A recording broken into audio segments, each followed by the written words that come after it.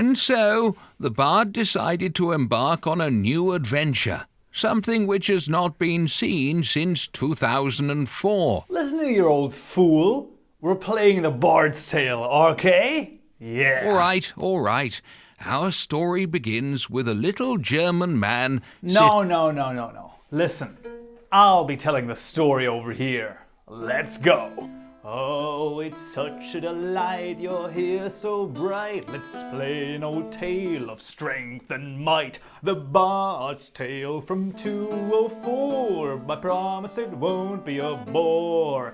Instead, we play the full whole game in a retrospective to claim. Is it lame? Is it fame, or what shall we proclaim? The Bard's Tale, the Bard's Tale, oh, the Bard's Tale, yeah.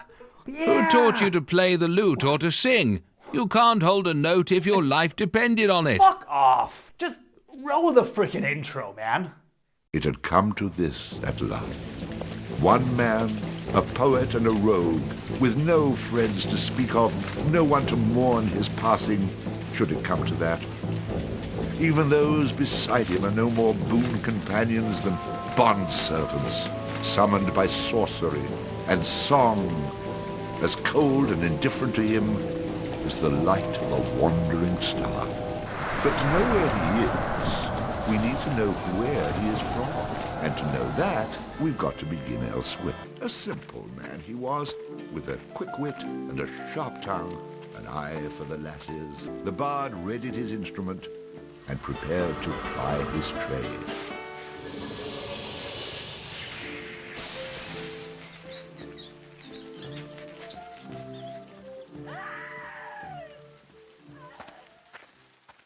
Welcome to The Bard's Tale, a delightfully silly and weirdly humorous game from 2004. This action RPG is kind of hard to explain. Take some of the silliness of Fable and then add some more on it. Maybe some suggestive humor. Suggestive? Yeah, kind of like that, and that's roughly Bard's Tale. The two main characters are the bard and the narrator, and in the very beginning I considered going for ye olde school difficulty. However, I remember from playing this as a kid, this game is incredibly difficult, and I didn't want to go for easy, so I decided to just go with normal. That's gonna be okay. The stats here should be self-explanatory. The game definitely feels like a D&D campaign, including all the chaos and everything else that comes with it, just made as a computer game instead of tabletop. It's pretty well done. Here we get to choose a talent, and we get this every uneven level we gain. We'll talk a little bit more about the talents as we get further into the game. How about we talk about my talents? Yeah! Okay, we'll mute this guy for now, because the story has just begun. And so here we start in the Drunken Rat. If you'd be willing to do a little job for me, I'd give you a good meal and a warm place to lay your head for the night. I'd be only too happy to handle anything you'd like to heave my way. Then it's a deal, for it's a wee rat problem I've got in my cellars, and if you could do away with them, I'd be ever so thankful. Rats, you say? Before we go into the cliche-ridden cellar with rats, how about we go talk to these drunks? Because, listen, they sing the best song in all the kingdoms. Beer, beer, beer, tiddly beer, beer, beer. A long time ago, way back in history, when all there was to drink was nothing but drops of tea. Along came a man by the name of Charlie Moss, and he invented a wonderful drink and he made it out of hops. The life of Charlie Moss. If all drunks sang like that, I think every pub from Aberdeen to Glasgow all the way to Plymouth would be teeming with folks. Alas, not quite what we have, is it? I mean, the game is called The Bard's Tale, so it does include several songs sung by some of these characters. While this might be more or less of a throwaway song, the songs here actually sometimes have some plot importance, and they are just awesome. I just love this, okay? I always love the songs in this game. Similarly, I like shows who do things like this. For example, Gallivant. Way back in days of old, there was a legend told about a hero known as Gallivant. Or, you know, basically any musical episode in any show ever. Nothing suits me like a suit. I just love that stuff, okay? We will be hearing parts of songs going forward. Listen, if none of that appeals to you, I think that's totally fine. The game might just not be made for you. Not everyone can have as exquisite a taste as I do. Kaupenjoe, once more showing that his massive ego is inversely proportional to his not-so-massive, well, you know. Oh, frick you, man. And so we go forward to the cellar, and Then the bard looted the chest which contained the widow's most precious... Wait a minute. Did I read that properly? You're stealing from her? I wouldn't call it stealing, exactly. I mean, people leave all kinds of things in chests, and they never seem to object when I help myself. Think of it as a public service. I mean, who knows how cluttered these chests might become if I didn't do my part to help clean them out. In hindsight, I'm surprised it took the bard this long to get his hands on Mary's chest. basically the controls are we have a minimap which we can expand or make disappear. We can choose weapons by pressing 1 or 2 and get a radial-like menu. This is actually genuinely super well implemented. No weird inventory management to deal with, and it also auto-replaces your weapons once you get a better one. So no micromanagement at all. I actually think this is super approachable and amazingly made. Awesome. And within the cellars, we find the rat. But not before I play one of my tunes. Yeah. I'll explain the tunes in a second. First though, the rat. Easily slain. Haha. Quest complete. All hail the bard, rat killer, and rodent bane, who has bravely made the cellars once again safe for buxom barmaids and wanton widows. Or has he? Well. Well, we get a new sword and we find both. And oh boy. Let's not talk about this guy. Let's just hear him out, okay? He gives us a very short tutorial on blocking, playing tunes, and commanding the summoned creatures. Over the course of the game, we'll learn many different tunes which can summon creatures and companions to aid us in our noble quest. And as we get more companions, I'll expand on the system just a little bit more, but overall, I absolutely love it. Now with our lightning spider, we can easily slay the giant rat. And back upstairs, we're presented with one of two dialogue options. Snarky or nice. That's milady. Which is why you needn't trouble yourself about that rat any longer. You mean it's dead? Oh, thank you. I can't tell you how grateful I am. 'Twas the least I could do for a damsel in distress. Now, how about that meal? Why don't you wait while I fix you some leftovers? Oh, and your room in the back is almost ready. Having spent a lonely night in a somewhat uncomfortable and shabby bed, the bard awoke the next morning in a foul humor. Now I wonder at this moment, what about the snarky response? So I reload and, haha, well, let's listen in. Oh no, the rat is the gutless one, for I spilt his about your cellar. I'd be only too happy to haul him up here for you to see. It might actually improve the ambience of this place. No need. The stench you bring with you will be proof enough. Maybe there's more to you than meets the eye. Save it for the half-wits. What you can do for me is best done in silence. You knew what was down there. You and all the rest of your tartan-clad trash. So how about less cheddar and more chow? And be quick about it. Right away. I enjoy a man with a quick tongue. I'll see you get the finest room in the inn. It's the one right next to mine. So the bard headed up to his room to avail himself of the pleasures that the inn had to offer. That was quite a night. I'm afraid you almost made me late opening the bar this morning. As always, nice sports finish last. Both gives us an adder stone and the ability to heal ourselves with this blessing of her ladyship. And now we're free to explore. First things first, I go around the perimeter of the town and go into every house I can and, maybe loot a couple of them too. That's the bard's way, come on. Within this one house, this mom over here gives us a quest. Well, alright, I mean, sure, if he's the chosen one, sure. Sorry. Oh, hold on a bit. Sorry, what? You've Okay. been bumping into folks all over the village. Enough is enough. I think you owe me an apology. What? So because we walked into people before, this guy now asks us for an apology. Now he does so a couple of times. Like, a lot of times. It might seem like idiocy, but we might just see this guy again in the near future. It's quite funny, actually. The next quest is from the former guy. There is a bugbear around and we have to get rid of him. Okay, we'll see. Alright, let's take a look. First things first, I get freaking jump scared by the bear just emerging from this hole. And then, yeah, we basically just get absolutely cooked by this guy. I mean, all manner of traps, bugbear jumps, and like all sorts of things happening here until we reach the final room. And then the bugbear stuns us and turns on the traps in this place. Yeah, okay. Let's take the other way first. This offers a new weapon with much better stats. And I try this one more time, but it's useless. We're not there yet. One wrong step and it's basically done. So I just take the new sword and get the frick out of here to return another day. Stronger and wiser. We enter this house where the woman goes completely nuts. You good, Karen? And the joke here is that she has a wanted poster of us, so obviously she would freak out. It makes sense. And finally, we get the best quest in the entire game. Not because it's heroic or any sort of great adventure or story. No. Because this is the real moneymaker. Barrels. Yeah, so for each barrel we smash, we get a little bit of silver back. Now, we will use this quest in just a little bit for some much needed silver.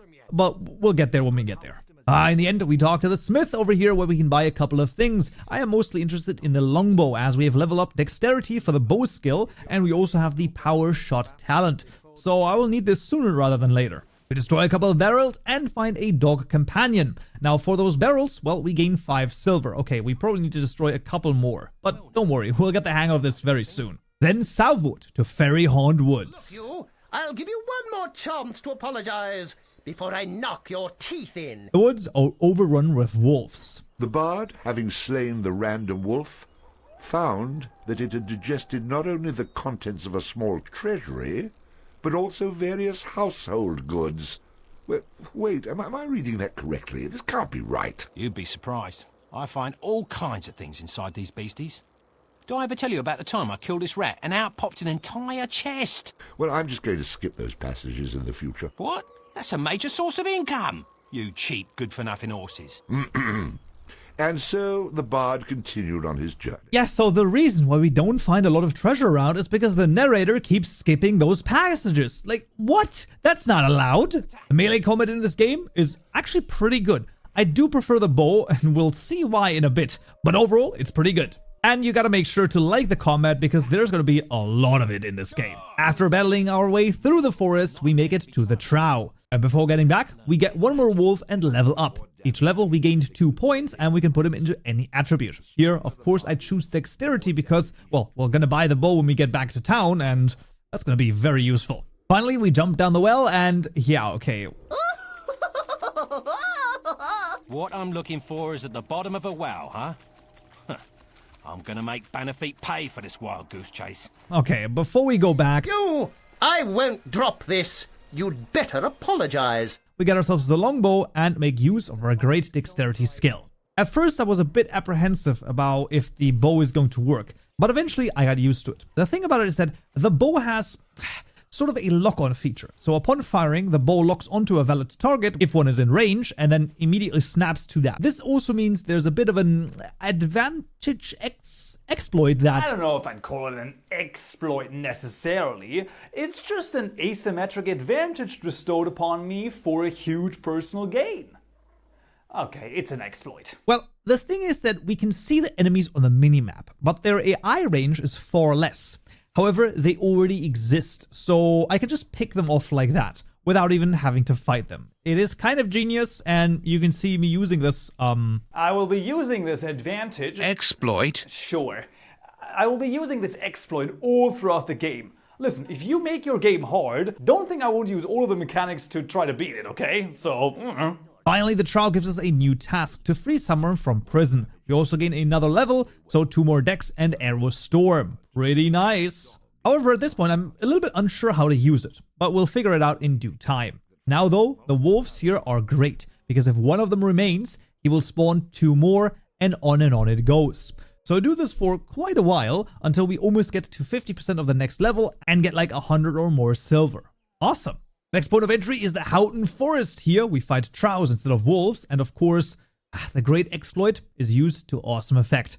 The game has long stretches of these dungeon crawling, well, combat sections, and they are sometimes filled with traps, always with different enemies, and usually though there's rarely anything interesting going on. It's just, well, I mean, fighting through them, so I'll probably mostly summarize them in the future, unless there's some fun or interesting moments. We'll look at those, of course. We make it to the prison and level up. Now within the prison, it's a Trow and the prisoners.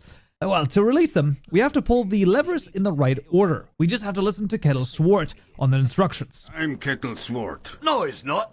I'm Kettle Swart. Like hell, I'm Kettle Swart. To hell with them. I'm Kettle. What's it matter which one of us is Kettle? Set us all free. Yeah, okay. Well, I listened to the guy in the middle, and it works out. Now, if you do fail, one of the other guys gets spiked, so there's only a little bit of room for messing up here. We make our way back to the Trow, who then gives us the heroin tune. Awesome. And before doing anything else, well, we do some more grinding. For about 10 minutes or so, I slay 2 wolves, let the other one summon 2 more, rinse and repeat, and after the level up, we are up to 18 dexterity and now also have critical strike. Awesome. Well, back in Houghton, the sheriff is not impressed. Oh my. Well, now we get access to the world map. Basically, you move a bit slower over here, and there are some random-ish encounters that can happen if you run into any foes. But we can now also enter new areas, so off to Chapter 2, Neversdale. The main enemies here are boars, and they drop boar pelts and sometimes do charge attacks, which can knock us on our ass. Additionally, we meet this guy over here. Yeah, well, we get over for free, however, that will cost us in the end, but that's alright. Across the river, we now start fighting with some Trows, and we meet the Chosen One. Wow. My quest to save the princess and drive the evil from this land. Whoa, well, after dispatching the Trow, though, yeah. Some sort of princess he was going to rescue? Chosen One. He must have been out of his mind. The bard, of course, was overcome with sympathy for the poor deceased young man. Every time we meet a Chosen One, the 3 Trow come over, and one of the best songs commences. Oh, it's bad luck to be you. A chosen one of many isn't new. When you think you're full of luck, in the boards you'll get struck. Oh, it's bad luck to be you.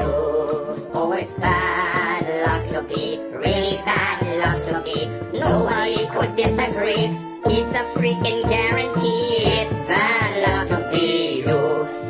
I need you. This is freaking awesome. I absolutely love this stuff, okay? This is exactly my humor, and this is exactly what I want to have. These types of songs? Yes, more of it. As for the rest of the forest, there is nothing noteworthy until we find Kettle, who actually, gets me. What? Yeah, basically, his punches are way more than I anticipated. But second time around, we get him, and so we get the Healer Companion tune, our first token, and a Buckler. Now, tokens bestow a passive bonus on our character. In this case, we get +1 to rhythm. And the Healer Companion, oh, she is going to be essential. We then make it back to the river, and yeah, because we ripped off the other guy, this guy now charges us 110 silver. Damn. Alright. We then meet Fnarf. What have we here? I don't know you. The boss fight here is pretty straightforward, especially with the healer. I mean, she does get slain super fast, but she at least gets 1 heal in before, so that's pretty good. Otherwise, we would have to use an Adder Stone to heal with the princess. And yeah, this animation plays every time. Every time you heal, well, unless you have the healing companion, that is. Yeah, that gets annoying real quick. Once only Fnarf remains, he is easily dealt with. I've got to go see a guy about a gelding. So, I'll suffer you to survive for now. When we assemble again, you won't find yourself as fortunate. Despite the bard's warm and shining personality, people continue to run from him like the plague. Perhaps he would one day learn that in order to keep friends near, a man such as himself needed to keep them tied up. If only I could find a sock big enough to put in that mouth of yours. The rest of the forest just has some boars to deal with, and we bring Kettle back to the sheriff, and we finally have him off our back. We also tell Ogun's mom that, well, his son has met his demise, and that he was not the chosen one, and being nice over here gives us another token, increasing our luck by 1. Nice. We also found the badger gloves over here, which give us a +1 to strength, and I mean, these tokens are awesome, man. I deliberately go into a random encounter to level up, and we're super close. This finally gets us to Dexterity 20, the max value. Awesome. And next we make it to Kirkwall. So the bard arrived in Kirkwall, a peaceful and quiet town. The place seemed oddly familiar, and he would soon learn why. I don't believe it. I truly don't believe it. Do my eyes deceive me? One can only hope. So much for peaceful and quiet. Oh, my eyes speak the truth. My love has indeed returned. Although you vowed to return to my arms, time had cast doubt upon my heart. It's been so long since that magical night. Yeah, one of the bard's old flings meets him again. Surely this won't come back to bite him, right? How would this ever? Come on. Now, before talking to both, we walk around for just a little bit and find these two gentlemen. Can't say I've ever been there. Never been there? Why, You're the hero of Finstown, Bard. I am? He is? Certainly. You remember Finstown, right? Well, we'll visit there very soon. In fact, sooner than you might think. But first, we'll explore the village over here. The shop offers some great weapons. We get the bow as well as the harp. We then make it into the storage room, but my lord, is it dark in here. We smash a couple of barrels and we get a new token, which gets us plus 10% extra experience. That's awesome. We enter another storage room, smashing even more barrels, and I'm like, okay, this is gonna be great for the barrel maker. We also find a new tune. Finally, back to the barrel maker, we get 500 silver. Holy! This might be worth looking into more, because this is a great way to get silver. I mean, this is like, we're gonna be rich, man.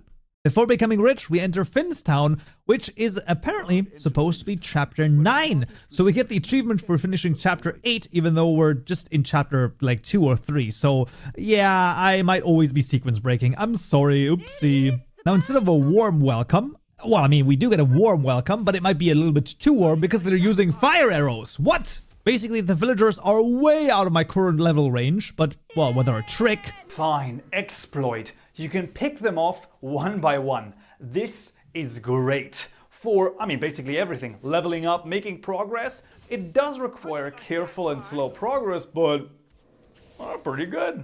Well, basically, taking a good 20 minutes to get through this area by inching forward very, very slowly. We fell every last foe, we reach a new level, and I go into Vitality as well as Improved Critical, and then we get these giants over here. Oh my. Well, within Finstown, we make it to Silkbeard's headquarters. Listen, there is a trader here, and oh my god. I need these weapons. I need this armor. I need this axe. I need everything. Okay, this might be worth a trick. Exploit? Okay, exploit. Sue me. Then talking to Silkbeard the Viking, he thanks us for helping them take over the town, and then they sing for us.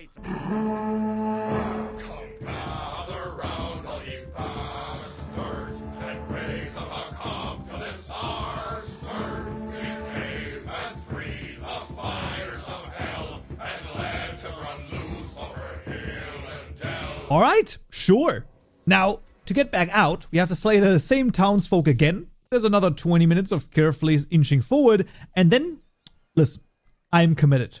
We make it back to Houghton, and I look up how many barrels we need to destroy in order to get 500 silver from the barrel maker, and it is 26 or more. Now within the tavern, the Drunken Rat, there's 11 barrels on the top floor and plenty more in the cellar. So 2 trips in the tavern gets me there. So overall, takes around 2 minutes and 15 seconds to earn 500 silver. Now listen, I want those weapons, okay? So I did the only thing I could think of. Well, I put on the last 2 episodes of Chernobyl, and while watching those, I destroyed an inordinate amount of barrels. Like, crazy stuff, okay?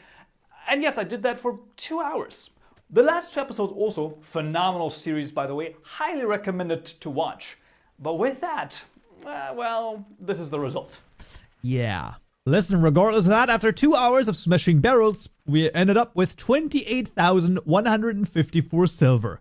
That is more than enough to buy out the entire shop. Let's freaking go. With this new abundance of silver, we're of course making our way back and getting rid of a couple more villagers in Finstown. Listen, sorry guys, if you keep sending people in, I will keep slaughtering them. It's the only way. However, having done this before, it now only takes me about 8 minutes to get through, and then, let's start buying some stuff on clearance. I leveled up and also got ourselves 2 points in Charisma for even lower prices. So, there's 0 questions about it. Let's get the Blackthorn Great Bow for 5,000 smagaroons, and maybe some protection. I think the bard could use it just in case. So 6,000 schmeckaroons for that as well. And we got the best armor over here, which is awesome. I also relent and we get both the axe as well as the shield. Those are mutually exclusive because the axe is a 2-hander, but still, after a level up, we can use the axe as well, so we're good. we mow our way back through the townsfolk, and on the map I catch a Trow. Now this guy sells maps, however, 4.2k, I am honestly not sure if this is worth my time or my money, so I just ignore it and move along. We do revisit Finn's town one more time just to get the little bit last XP over here, and we get a +2 in strength and the talent to try out the axe. Now I really shouldn't have bothered with the strength, but it's overall fine though. Alright, so let's continue the main quest by speaking to Bove. Do you know where I might find one Bove? Aye, I be one Bove. Go down this street and you'll find the real Bove. Your name isn't Bove? Of course it is. Why would I lie about that? But you said... I'm Bove. I'm just not the Bove you want. Alright, so let's continue the main quest by speaking to Bove. You'll find you cannot know enough Boves. I assure you we're here to help. Thank goodness. Just teach me the magic you know, and I'll thank you and be on me way. Oh, you want the magic Bove? Well, why didn't you say so? You better be joking. Alright, so let's continue the main quest by speaking to Bove. I'm almost afraid to ask this. But, is your name Bove? That's the name I go by. And what do you call yourself? Call me frustrated. I'll take you to the Bove who knows the magical tunes. Come along. Alright, so let's continue the main quest by speaking to Bove. You Bove? Yes. Yeah, let me see if I can put this succinctly. Give me what I want, or I'll kill you. Is that clear enough? You've got it. Alright, so let's continue the main quest by speaking to Bove. Then I guess I can help you get where you need to go. Alright, so let's continue the main quest by speaking to Bove. Why wasn't I invited to the party? Believe me, this is no party. I've no more patience with any of you. Like I always say, the more the merrier. What's one more Bove gonna hurt? Come along. The bard and the 4 Boves ventured forth. How quickly the rude are attracted to the rude. Now this run around, well, basically it's just the game being a bit funny. You know, I mean, or a lot funny. Now this incredible a cappella group now gives us a small show of their great talent. La la la la la la la la La la la la la la la la la la. La la la la la la la la la la. And we learn a new tune to give us a companion which lights the way.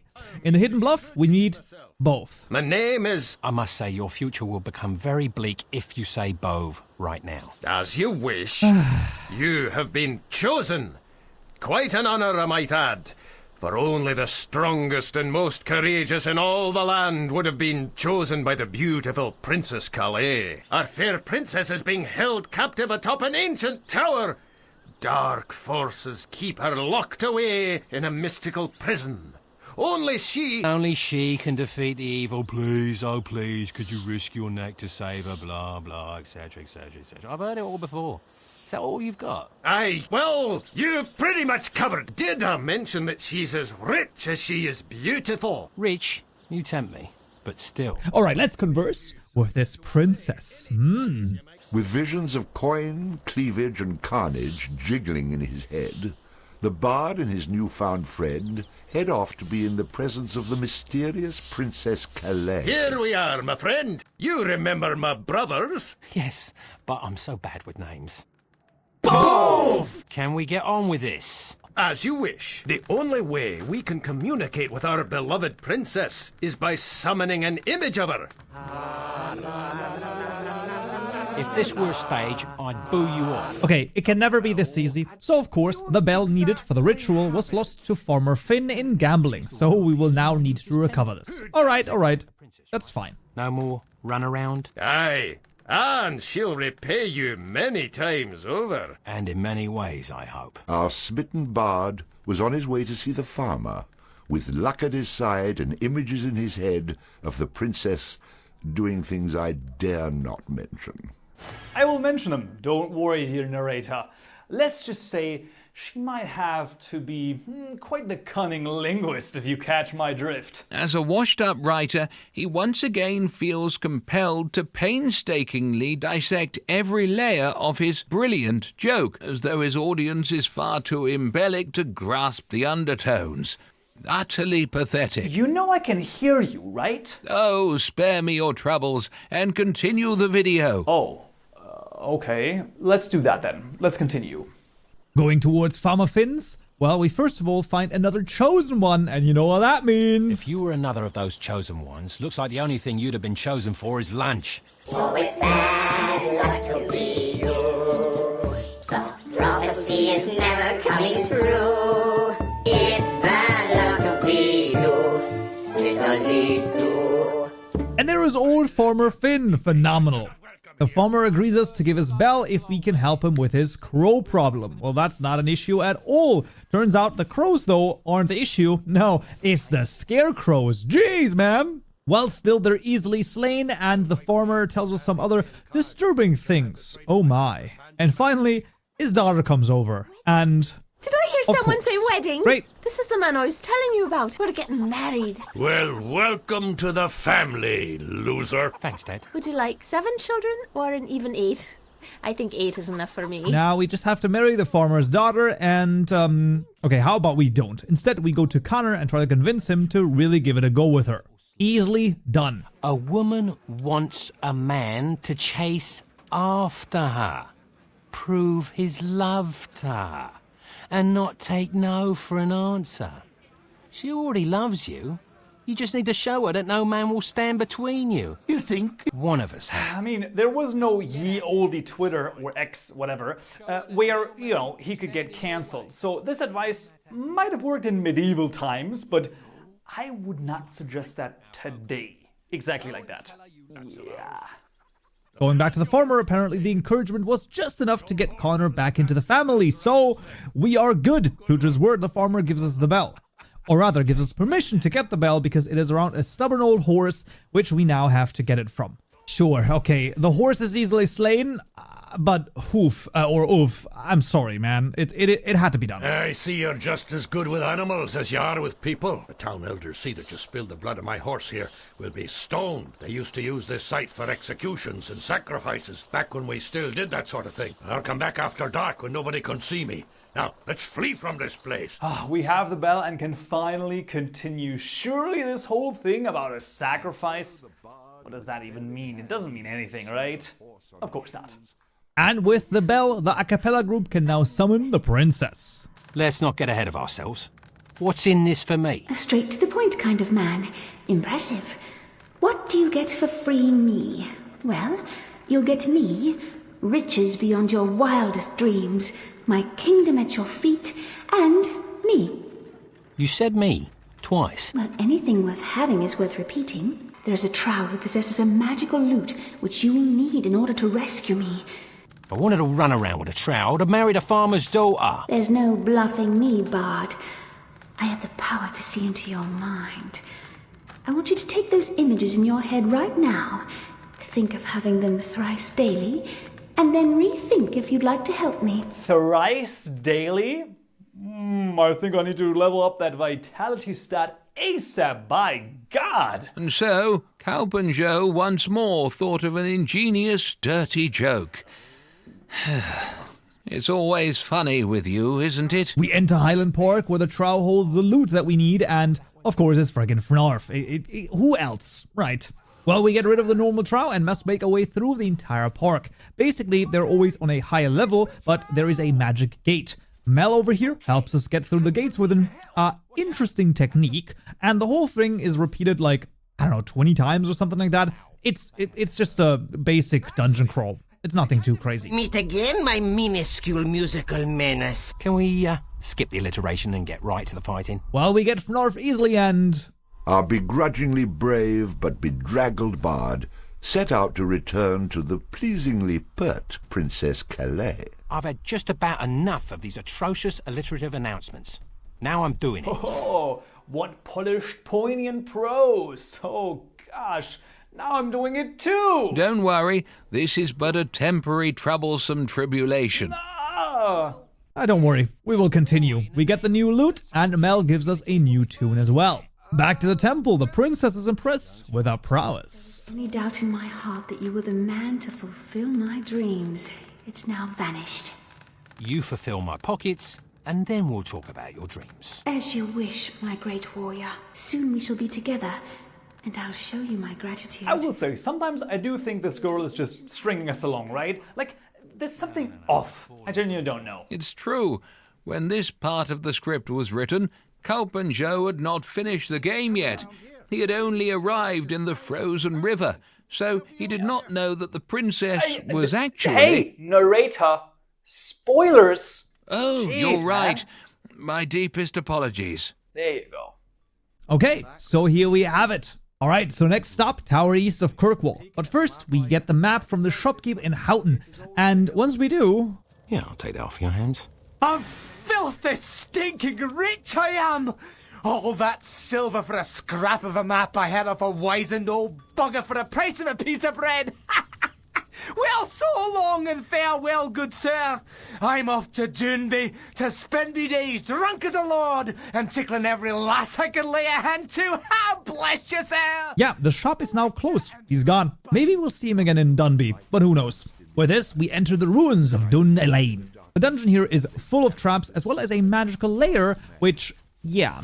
Knowing that he must now venture forth alone, without the help of his songs, our hero readied himself for action. I only ended up exploring 2 ports of this because there were way too many traps. We did get the spyglass, which gives us 10% more treasure, but apart from that, it was just a bit of silver, and down in the other port, I don't know, I think we might need to level up before we can make this route viable. During the level up, we put it into Vitality because, well, I need to be ready for the princess. I mean, after all, thrice daily. As Kaupenjoe daydreamed, the video continued, and finally the bard ventured towards the tower, east of Kirkwall.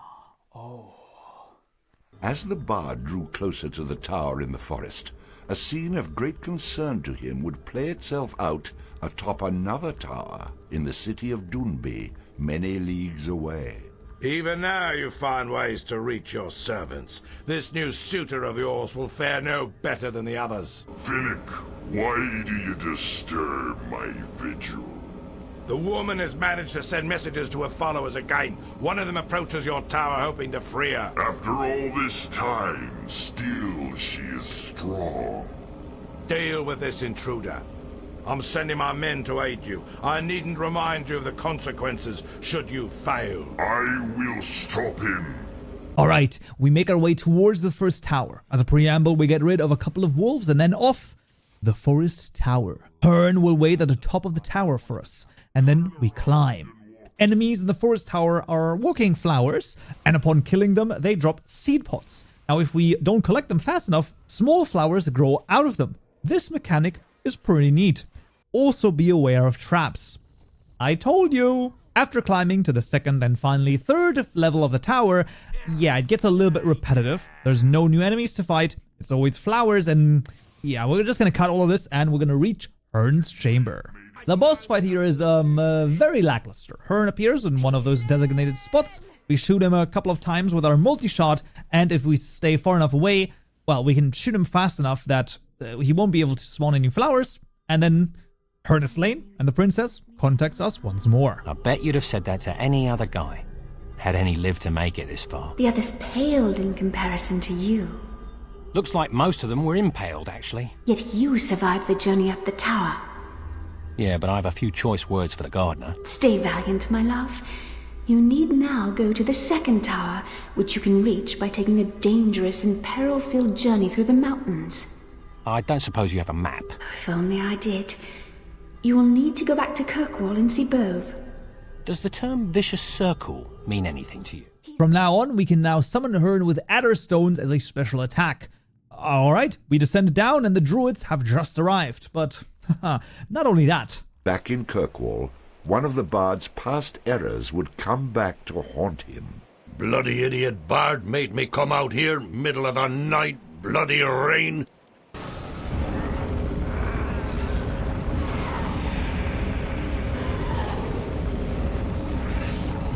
Oh, Knucklevy, you're big and evil and heinous. Who could it be? You said you free me, he must be an anus.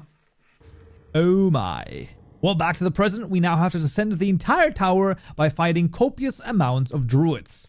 Whoa, okay, we level up +2 rhythm and get a dog training. The druids here are strong, okay? They do not mess around. The flowers were easy to deal with, but the druids, okay, they are a bit more. Continue along, the traps here, start getting a little bit on my nerves. Now, we also find a new tune along the way, which is the Explorer. Now, this tune, does it remind you of the Shire theme from Lord of the Rings? Like, listen to it. Right? Or am I mishearing things? Regardless, the Explorer is absolutely goated. We'll talk about him a little bit more in the future, but overall, he can disable traps, which is unbelievably useful. But given we're at the bottom of the tower, well, it's less useful now. Anyway, after fighting our way back to the world map, we make it back to Kirkwall, which, yeah, the enemies here are a little bit more tanky, and at the edge of town, we find both. Both? What the hell happened here? Some idiot spilled the blood of an animal in the ring of the Nucklevy! Bove, don't die. Until you can tell me the location of the tomb. I mean, until I can get you help. The mountain pass is... I knew it. Perfect. The little twerp goes and dies on me. Not a nice thing to say to someone on their deathbed. Well, after Bove's eventual demise, we first make our way back to the Bugbear Cave, and turns up leveling up a couple of levels makes this fight unbelievably easy. I'm not a bugbear. I'm just a dirty old bastard running around in a smelly old rug with a bucket for a head. I was saving it all up for a date with the widow McCleary, until she found out I'm still living with me mother. Now she won't even speak to me. You know what else? I'm 42 and still a virgin. How pathetic is that? Ah, just kill me, please. Just get it over with. With the Bugbear gone, we can now make our way towards the mountain pass. So the bard journeyed into the treacherous mountains, not knowing what horror would await him among the craggy peaks. Oh, could you be any more melodramatic? It's bloody cold enough here without you making it worse. Of course, we're freezing our balls off here. Great. Luckily we find this guy. Share my brew for a fair and heavily discounted price. Now that you've drunk from me jug, ye undergeesh, unless this curse is broken, ye will remain a prisoner of this mountain wasteland for eternity. As long as my arse is warm. In the mountains lies the sword Cascare, a sword fated to be me doom.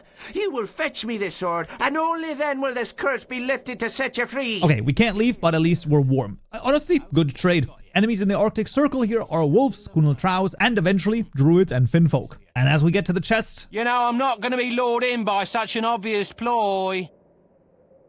What the hell? All too easy. Damn, I fall for that every time.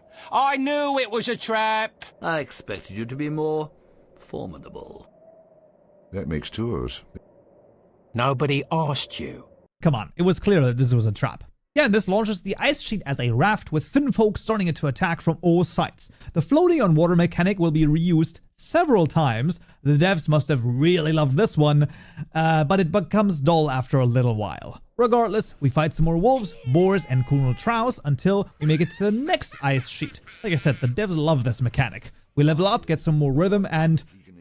off to the next raft. Okay, yeah, all of these raft sections are basically always the same, so we're gonna just omit them and not even look at them anymore, because they also have the same enemies every time. But regardless, we do make it to the sword. Surely nothing bad could happen over here, right? The sword from its icy abode. Behold the fabled sword Casgare freed from centuries of imprisonment in the ice by the hand of our brave hero. Ah, my favorite part of our tale.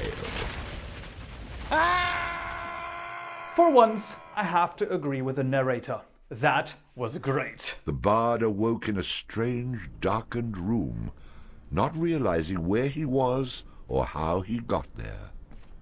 If only I had a piece of silver for every time that happened. Within the tombs, we find an ice wall and a voice behind it. Awesome! Going south, we run into two traps, one after another. It might be prudent to take it a little bit slower over here. The foes here are undead draugrs. They are quite the foes as well. Bard found a somewhat recently abandoned camp, and as he was wont to do in these situations, started looting it. Loot? My favorite. I mean the other loot, okay? It's a play on words. And with the newly found key, we enter the burial chamber. And we get crushed and sliced a couple of times. Okay, finally, we find a dead Viking. You sure you're not going to come to life on me, are you? No, I'm 100% with the board. That's what's going to happen. I know it. Hello? Gonna wake up on me? Oh, come on. You ruined Hrafn's supplies, but you'll not steal Hrafn's keystone, little A man. Valkyrie appears and tells Hrafna that he needs to prove himself to get to Valhalla. I don't... Okay, sure. We antagonize him a little bit and take him with us to kill some of the undead. After he gets 25 kills, he has proven himself, and finally, he may enter Valhalla. With a royal key in hand, we can now proceed. We also got the jewel flute, giving us a third summon slot. This is huge. The flame monster we can now summon allows us to get rid of the ice walls as well. However, the Draugr here are not making it easy. So I just run, and we free the Furbolg over here, who gives us a keystone so we can go northward. But first, listen, we first gotta get the loot out of the royal treasury. Here we get a crown giving us a +2 to charisma. Awesome. Northward, more undead just await us, but we're good. We can get the Furbolg out, and we also meet the Trow that cursed us in the beginning. In your possession. Allow me to repay you for your hospitality earlier. Here, catch! Well, well, well. The sword that was supposed to be his undoing. Prophecy coming true. Reminds me of a quote. Fear of failure, when left unchecked, can actually lead to the failure we fear. Richard Turner. Quite ironic, isn't it? Well, he so desperately wanted to curtail his fate, yet he was the one bringing it on to himself. Wow. Yeah, so off to the mountain tower. But now before we see what happens in Finneg's chamber. Ham has fallen. I would disturb your vigil for no other reason. I always thought he was soft. So this man that defeated her, he's coming to pay me a visit next? He's almost there now. It's been a long time since I've had a challenge. This should be amusing. Alright, off to Lou in the mountain tower. But first, yeah, obviously the druid is no match for us, which makes the Trow, well, run away. We get our rhythm up and we get the treasure hunter talent. Awesome. After fighting our way through some of the snow and ice, we go on to the mountain tower. Inside, we have to face off against foes within an arena, and Lou is awaiting us. Basically, we have multiple waves of enemies we each have to defeat in a time limit. I struggled with the first couple of ones, but then we resort to the old exploit of keeping enemies just off screen. After multiple rounds, we then have to climb the tower. Enemies are bronze Roman soldiers, big bronze Roman soldiers, and bronze boars. And that's kind of it. The vibe here definitely fits though. Within the forest tower, while everything was forest, in kind of like this forest tower though, it becomes repetitive after some time. Specifically, I mean, you know, after spending about 40 minutes through this tower, the game crashes, so the last section I have to redo again. Overall though, it's totally fine, and finally we climb to the top of the tower and face Lou. Now compared to the fights below, this boss fight was a freaking joke, bro. Even the normal Roman soldiers were tankier than Lou over here. Like, this guy had nothing on him, what the heck? No, like, exploit strats either, just good old elbow grease and bada bing bada boom, we're done. Oh, the princess is back, and she talks to us once more. I've counted the hours till I... Cut the crap, lady. What gives with all the dead refusing to stay dead? Yes, I'd feared that would happen. Until I'm set free, darkness will engulf the land. You must hurry. The longer you take, the more power the forces of evil will gain.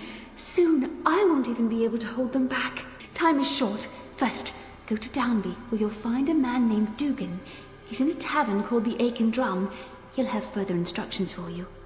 Oh joy, another journey. Okay, so to enter the third tower, we now must meet up with Dugan in the Aiken Drum to get a new artifact. Alright, we can do that. Before we do any of this, of course, we must now escape the tumbling tower, with all sorts of druids along the way. This is a similar deal to the forest tower, although everything falling apart does make it a little bit more interesting. 15 minutes later, we're back in the arena, and I use the Lou summon because, oh my, this has been super close, and we just make it out with the tiniest bit of health left. Wow, these druids are worse than the bosses. Something ain't right over here. Well, we make it out of the mountain area to East Dunby, and we first get a nice cutscene. We've kept the northern passes under watch as you commanded. He will enter the city soon. I don't know what game he plays by coming here, but he will regret it. Allow him to pass through the northern gate unmolested. When he's inside the city, we will strike. What is this bard of yours trying to accomplish, woman? Why is he coming to my city? He can't hope to free you yet. The island tower still stands. I'm sure I don't know what you're talking about, Lord Finnick. He will fail, Calais.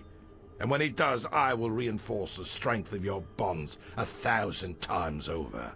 You will never be free. Yeah, so the city is overrun with druids, so we basically just have to be a little bit careful when moving around. First, we meet the sheriff, who has a lot of chosen ones locked in a cage, and of course the Trows give us another rendition of our favorite song. Oh, it's bad luck to be you. We then meet two French brothers. Bonjour! Listen, okay, this quest is a little bit stupid. Basically, they send us to Donan, who owes them 50 silver, but it turns out they actually owe him 500 silver. We then get sent to Katir, who apparently stole a silver frog from the French brothers. I'm not going to comment on the frog and the French brothers, okay? You can make your own joke with that one. But it turns out they lied again. So then we go back to these French fricks a last time, and finally they give us the knocker tune and some experience. What a stupid funny quest, okay? It's, I don't know. Within this pub, we take part in a talent competition and obviously win. I mean, look at how they dance. That is freaking phenomenal. This also attracts some druids, which immediately attack us upon leaving. Pretty funny consequences over here, not gonna lie. Well, we leave West Dunby, and Finnick once again tries to stop us. He eluded our traps. Take my pet with you to ensure that he does not survive. He doesn't stand a chance. Turns out I should have actually stayed in Dunby a little bit longer because, well, we still have to go to the Aiken Drum. Okay. First, of course, we have to listen to the drunks jam out, and this is another great song. Let's hear some of it. I'll tattle a tale that is terribly true. Started out as a rumour, but suddenly grew. And it deals with a man and a horse in a ring. So settle on in and our song we shall sing.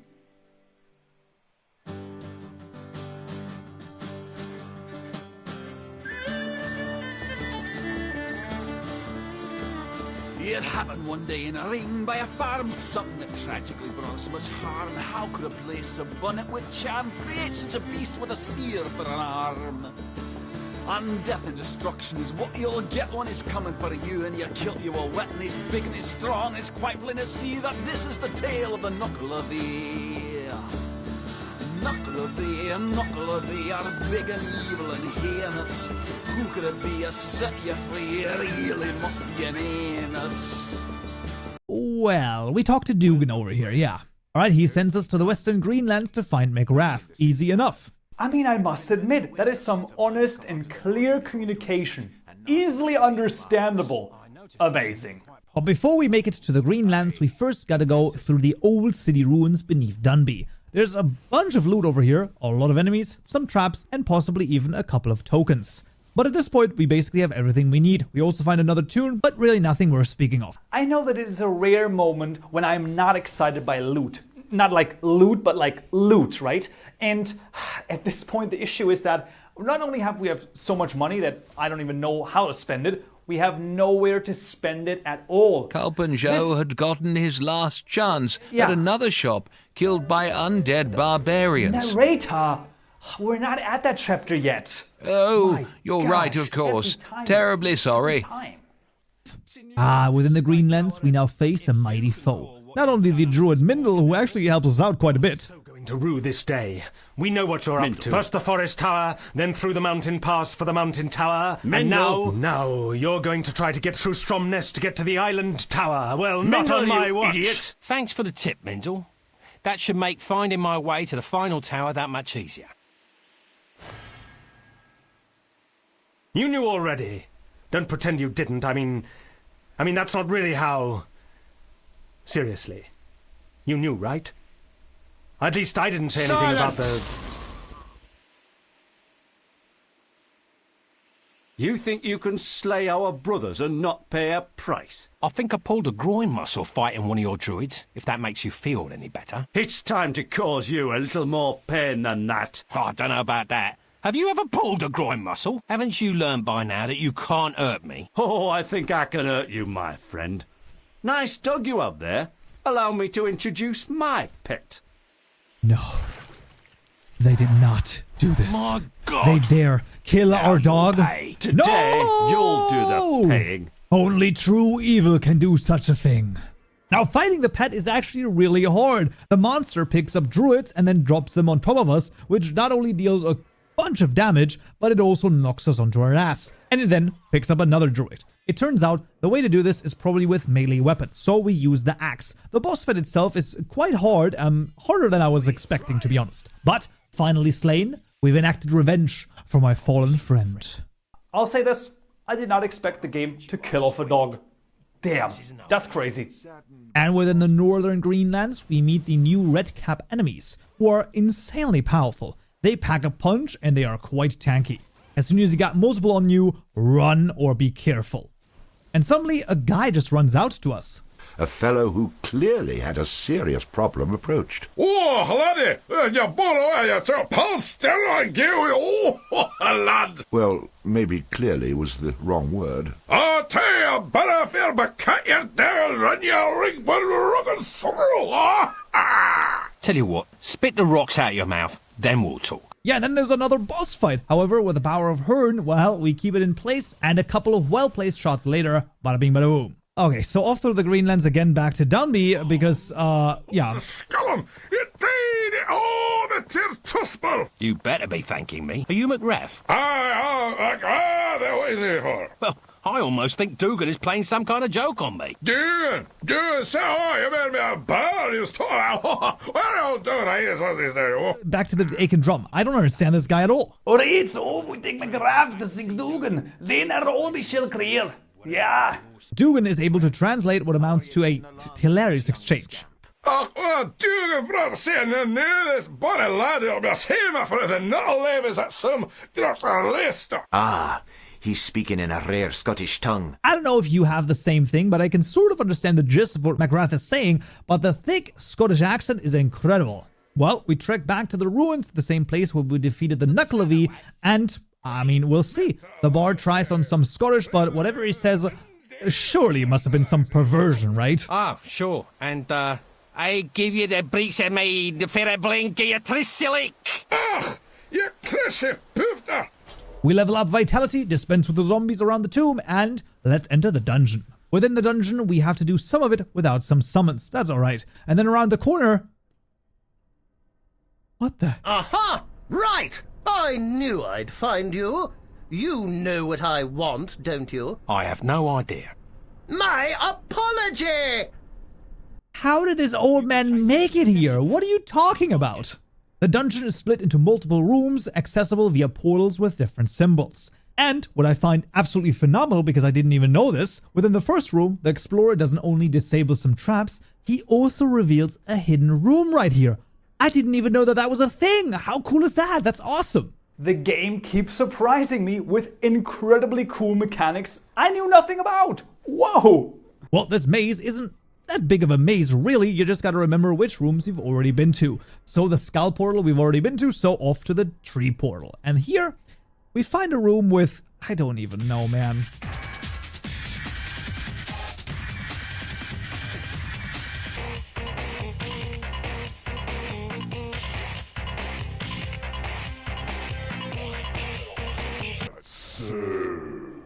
What the hell?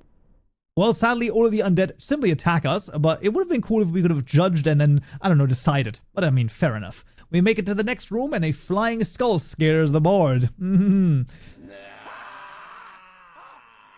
And something wants to see you again. Show you the way out of here if you perform the ritual and bring back whatever wants to see you. Despite my better judgment, we light the torches and something from the afterlife visits us again, and... No way. There you are, boy.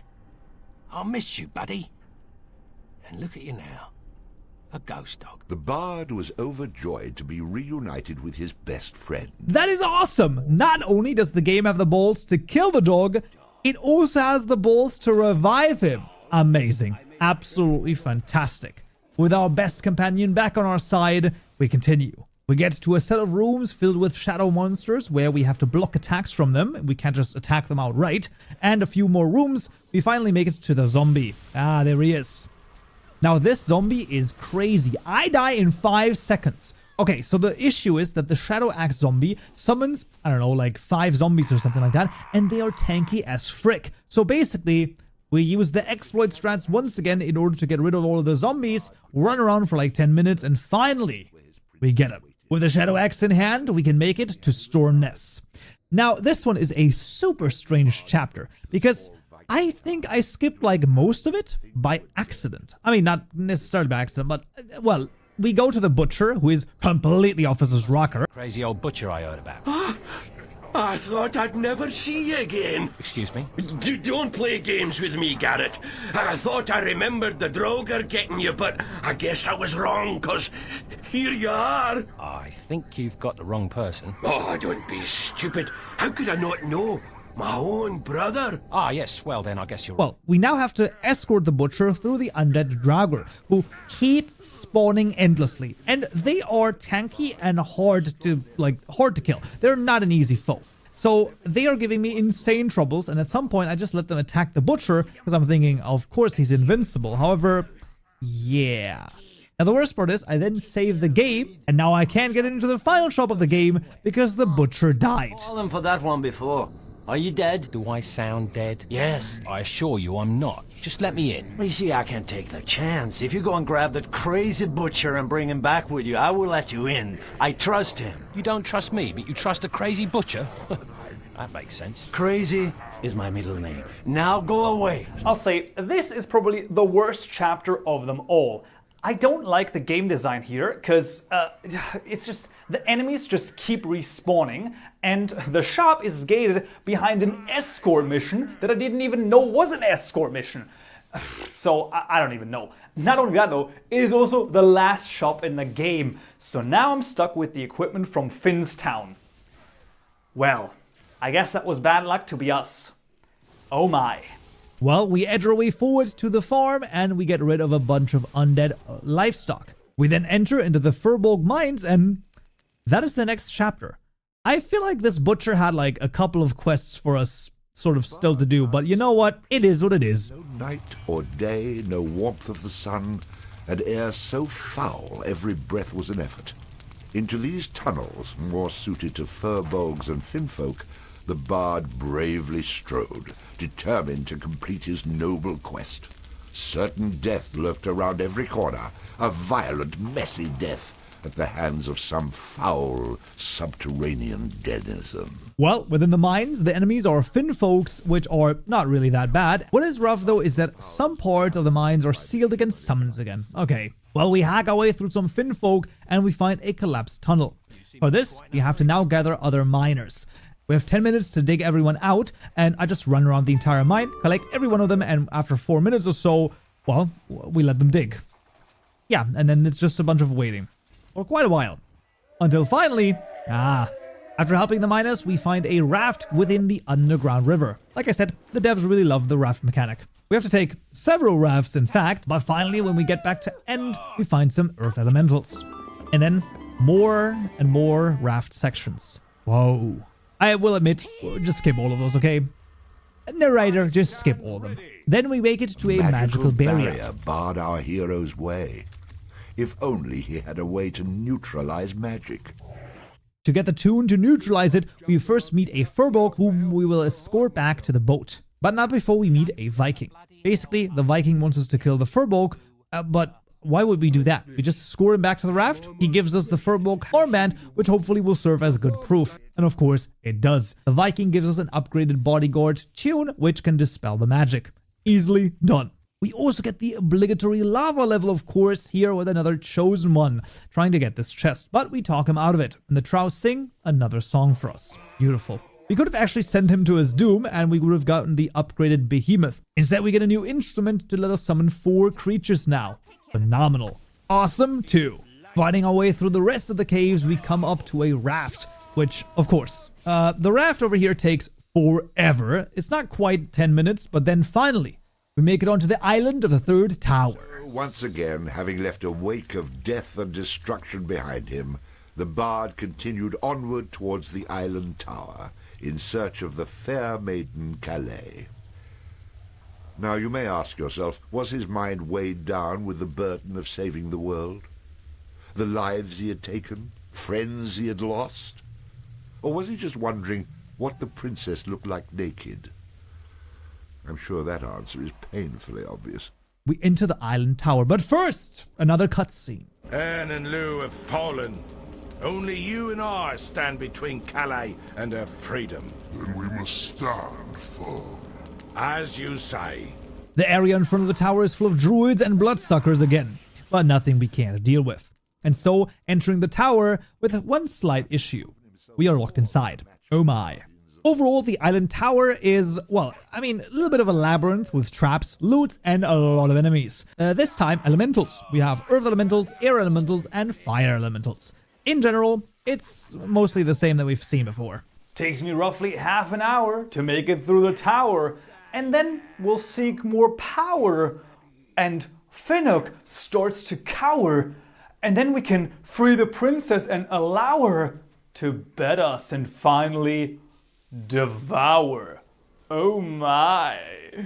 The fight against Mananan is quite interesting actually.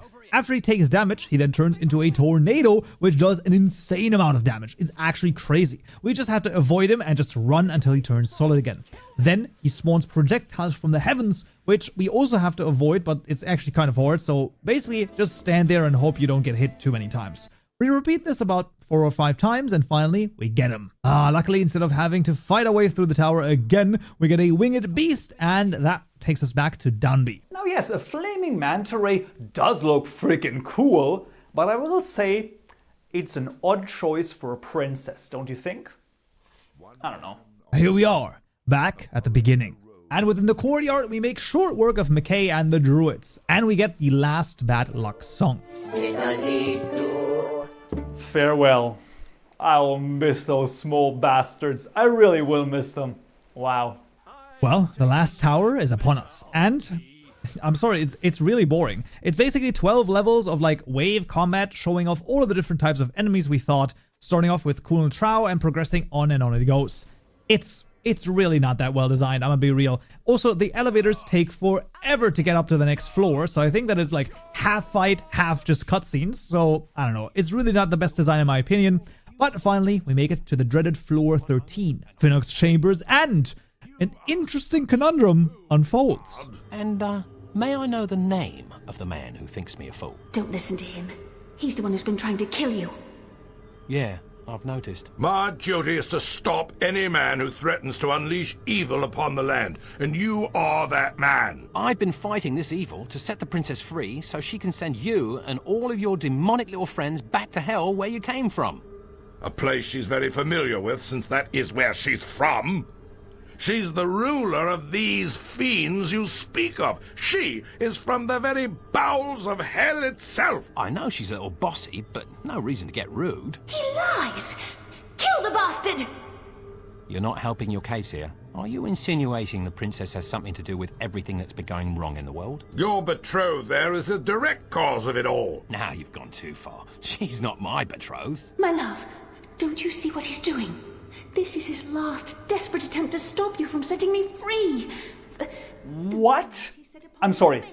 If this game does anything, 100% it's going to make her evil, okay? There is zero qualms about it. You know what we have to do, okay? Excited. I didn't choose you. You choose Calais? I didn't say that either. Tell us, my champion. Whom do you choose? A very logical choice. Me. You choose you? Exactly. What the hell does that mean?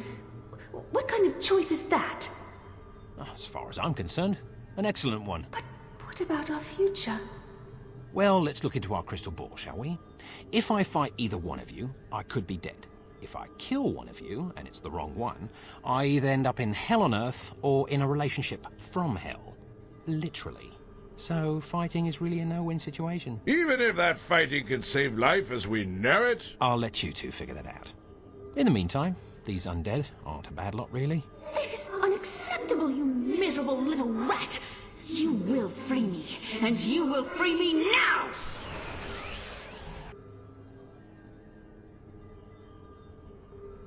Holy shit, she's actually the devil! Well, great, I guess. Oh. There's a twist. I'm intrigued. And oddly aroused. But, I'm afraid I still choose to walk away. Good luck and, oh, don't forget to write.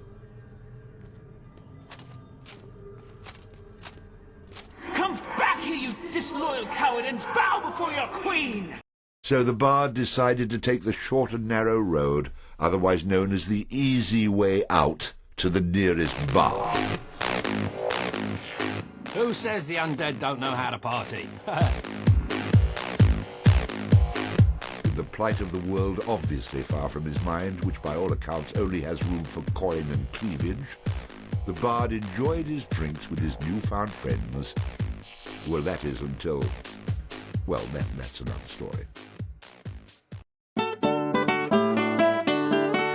Yeah, that was an ending, alright? But, I mean, okay, let's at least look at the other two, shall we? Yeah. Choosing the princess, we obviously need to find Finnock, who does make for a tough opponent. Grace, I must take my true form. I thought that didn't happen until after 10 years of marriage. Oh, you're going to like this. Crap! That dead guy was right. You are the Queen of Darkness. Well, of course. But does it really matter? How does it feel to be at the side of the ruler of the underworld? So it was the bard obtained everything his heart had ever desired. At the expense of the rest of the world, of course. Thus concludes the bard's tale. Finally, the end. I thought I'd never be rid of it. Never ask me to read this half-wit story again, please. Now, I will admit, this was actually the choice I would have made if there was no, but just out of here, like, choice. So, yeah, I would have unleashed hell upon earth, all because of a woman. Story of humanity, I guess. Well... yeah, this is 100% the bad ending. I mean, well, but the good ending, well, that one, that's a hoot. Yes, actually, if I look deep into my heart, I can only come to one logical conclusion. What is that, my love? Never trust a woman. What? There's not even anything you can do to change my mind. Not even a kiss? What? You know, a kiss. A simple kiss. It is the only way I can show you how I truly feel. Oh, well, Be careful, bard. what the hell? I've come all this way. I mean, a kiss never killed anyone, right? We obviously then fight Calais, which is quite a hard fight once more, but we prevail and get our good ending in the end. Awesome. Quest complete! I must say that was quite impressive. You gotta show 'em who's boss, or they'll just walk all over you. Now that she's gone, things will return to normal. Crops will grow and the dead will remain in their graves. You came very close to destroying life as we know it. But you've redeemed yourself. Just show me the way out of this damn tower. The promise of love and riches lost. The near destruction of the world as we know it. Death, misery, and chaos. Under the weight of such trials, most men would emerge changed. Some for the better, and some for the worse. But for the bard, things ended the same way they began. Well, my friend, we're back in business.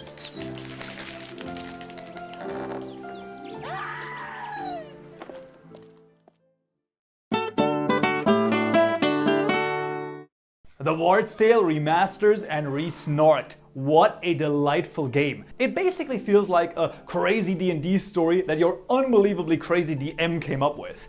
And all with the same quips, in-jokes, and jabs. The humor from 2005 honestly holds up incredibly well in my opinion. The snork levels were just exactly what they needed to be to, well, truly feel snorky. Now, without a doubt, it does get repetitive at times. And if you don't enjoy the combat, oh, you will likely not like this game. There is a lot of combat that I basically just cut out of the retrospective. But overall, I didn't think it was that bad. Indeed. Now that the Bard's Tale is finished, what new adventures will Kaupenjoe embark on? Questions. Excuse me, I still have to give my rating, dear narrator. Now, I will give Bard's Tale a solid 8 out of 10. I had more fun with the game than I expected. I was also unbelievably surprised at how long the entire game is. Like previously I made it to Hearn, I think, and then maybe a little bit after that, but that was it. And there was so much more, right? Like it became such an epic story. And the fights became very hard. Like that is the thing that I remembered very well. The fights are incredibly hard. Good thing I didn't choose the ye olde difficulty, oh my. but it did satisfy me overall, and like, I have some nostalgia with it, but I love it. The game was great. Yeah. And so, having finished this chapter, Kaupenjoe thanks all who watched and is delighted to tell you we will visit the Moscow Underground next in a retrospective on Metro 2033. And you can watch it right here when it is ready. Until then, so, yeah.